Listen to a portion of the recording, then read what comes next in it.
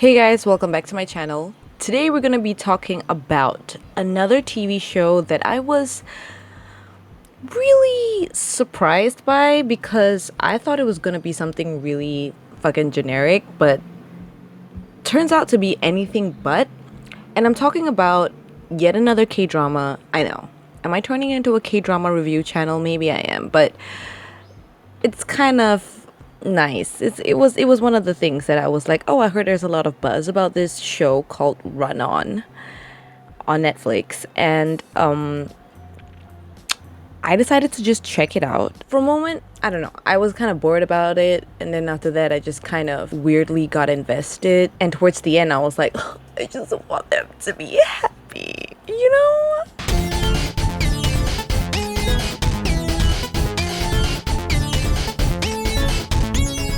Oftentimes, when it comes to romantic genres, even if it is a slice of life, it's not really. Well, I don't know what slice of life that would be because it's definitely not my slice. So, when I first watched Run On, I thought that it was gonna be somewhere along those lines where it's a bit tropey, nice romantic, sort of like feel-good show. While it did deliver on that feel-good romantic aspect, it is wildly different than any sort of K-drama that I've watched so far. And this is really interesting for me to say because at first glance, you would think that it's literally exactly the same. You have a really handsome, rich athlete. He's a national athlete, a national runner, sprinter, who is like on the cusp of like being a household name, being a sort of like national treasure, if you will. That is Ki Sung-kyung. So you have this guy who seemingly has it all, and what we later found out is that he is a little bit awkward. He's like a little, it's understandable because if you live in a life that is so sheltered in that way, there's gonna be some social dynamic situation that you're just never gonna be a part of because you're always in that upper echelon, you know what I mean? He's really awkward. He doesn't really know how to read people well. He doesn't have really good social skills, and he meets this girl, Oh Mi-ju. Oh Mi-ju is played by Shin Se-kyung, who is this really beautiful, I mean, like, honestly, when they do close-ups on her face, it's like, I'm sorry, is your face made out of porcelain? Because it is literally smooth as hell. Beautiful, okay? And why you end up rooting for her is not because she's pretty and you want them to get together because they make a good looking couple, but more because she's so down to earth and relatable. Her struggles are not too out of this world for us to comprehend, it's not like she's had one of the roughest lives ever, but she had a lot of struggles that people really relate to, when it comes to jobs, when it comes to, kind of balancing that passion versus getting stability. She has a lot of like the bad habits that a lot of people have, especially if you're a freelancer. I notice them and I'm like, yo, girl, that is me. When you start going to sleep at 7 a.m. because you've been pulling all-nighters to finish a deadline and the rest of the world is sort of like waking up, you're going to bed.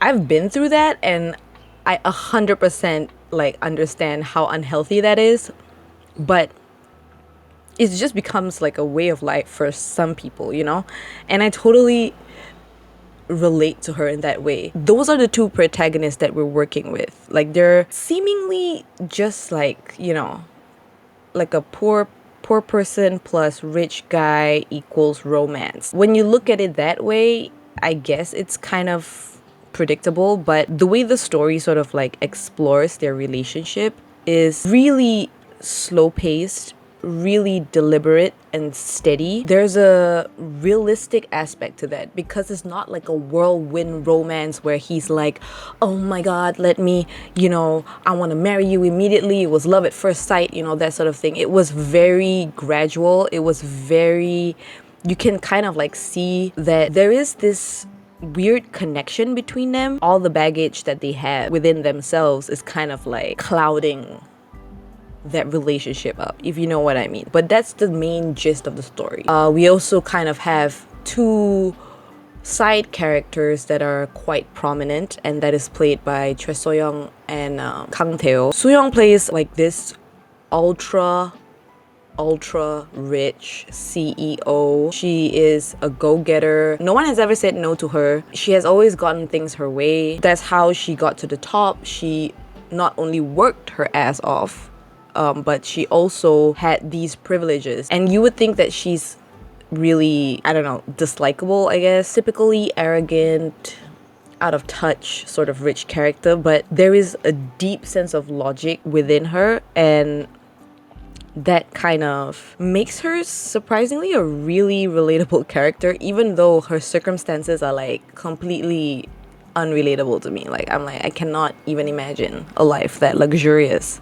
She has a pool in her house, as in her house. Like, her living room, there's a pool. Yeah.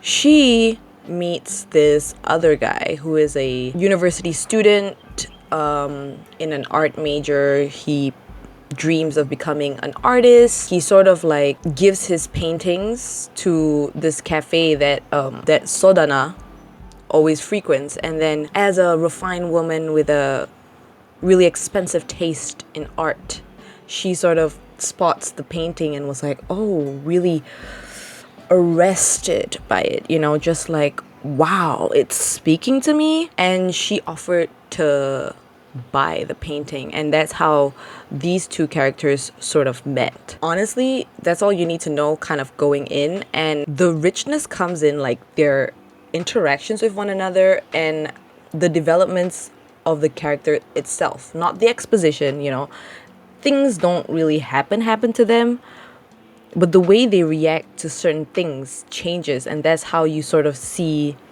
this shift in character development, which I really liked, because it makes for a more compelling story. Even if you know someone that fucking well, they can still surprise you. Humans change.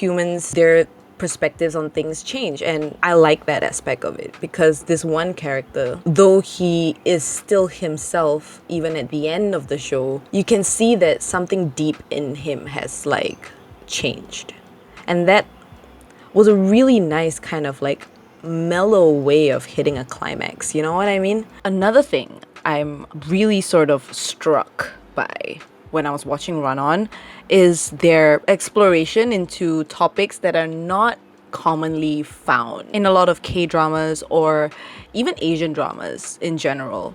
And specifically, I mean the portrayal of like, or the exploration of like LGBTQ members in society, how they sort of like face those hardships there. K-dramas tend to veer on a more conservative side, so, but that's also because the society that they live in, and you know, Asia society in general, which I live in. I mean, even in here, like in Singapore, it's illegal for same-sex couples to marry. It's literally illegal. So that's why whenever topics like these are being explored in Asian dramas or like K-dramas in a very non-stereotypical, non-judgmental sort of way, it's like a breath of fresh motherfucking air. They are not the butt of the jokes. They're not, you know, using oh, here we go, another flamboyant gay character here to entertain the crowd and be the punchline, you know? Most of the times that's kind of like how they incorporate or like they represent they present the LGBTQ communities in a lot of K-dramas, but like with this one, it's very ordinary. It's very almost like unremarkable, but that's why it's so realistic and it's so non-judgmental. Like, they don't gloss over the struggles, you know, like for instance, what is that guy's name? Before I even continue, major spoilers ahead, like major spoilers. If you have watched up until this point, thank you very much. You may click out of this video and watch the show before coming back here, and then we can have a little discussion, because I don't want to ruin plot points for you guys, but it's imperative for me to actually talk about what actually happens.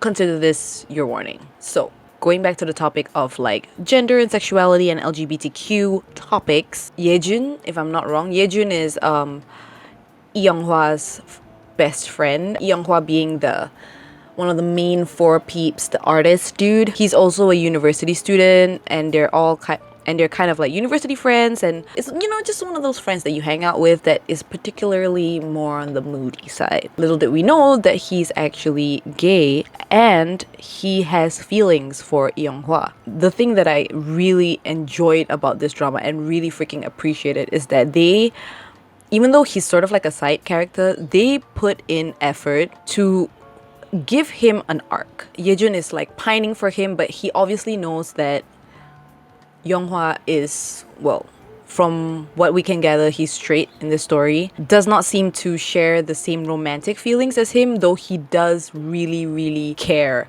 and love him, just not in the way that he wants him to, you know? Yeah, it's really freaking good, and I can actually go on and on about this show. For instance, I really liked how female characters are portrayed in this story. They're all really strong, really independent. The show also talks about accountability and how what it actually means to be accountable for your actions. We see that in, like, you know, Ki Sung-kyo, the main character. It's like even when the easiest route is right in front of you, staring you square in the face, you need to have enough kind of self-control and discipline to say, no, I need to be accountable for my actions and not take the easy way out. And that was an interesting lesson that I never thought I would get from a K-drama. It wasn't just about like, oh, bullying is bad, or like, you know, corruption in politics is bad. And those are really obvious things that are just like, of course they're bad.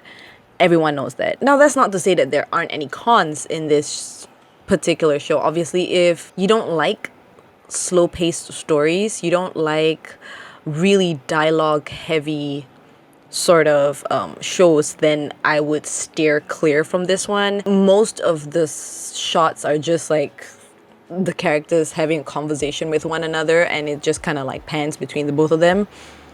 So if you're not into that sort of stuff, you prefer something a bit more visually stimulating and like a bit more action-packed, then this is definitely not it. And I think also if you are looking for a very passionate sort of like, you know, kind of romance, this is not it. This is extremely wholesome. Like when I say wholesome, I mean PG-13, super wholesome, super cute. Like I cannot even describe how wholesome it is. It's not heavy in passion. They still have deep feelings for each other, but it's not like, you know, them making out and like all that kind of stuff. It's really in the very innocent moments that they shine. So this is more of that kind of story. If you can stomach a little bit of cheese and you're not lactose intolerant, I think it's worth a shot. It's worth a shot. So to me, it's really like Animal Crossing. It's like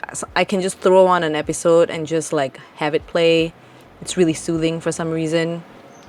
And I like that, you know, because sometimes I want a show that's just chill, like just a chill show. I would give this like a 7 out of 10. I really, really liked it. Like I enjoyed my time with it. Would I go back to it? Maybe if I need something a little bit zen, if I need something to zen me out, if I'm feeling, you know, I need a bit of comfort, maybe I would revisit it. But it's not a type of show that I'm like rushing to rewatch. Satisfactory ending, so I cannot recommend this show enough. All right, that's it for me today. Please like, subscribe, you know the drill, and I'll see you guys next time. Bye.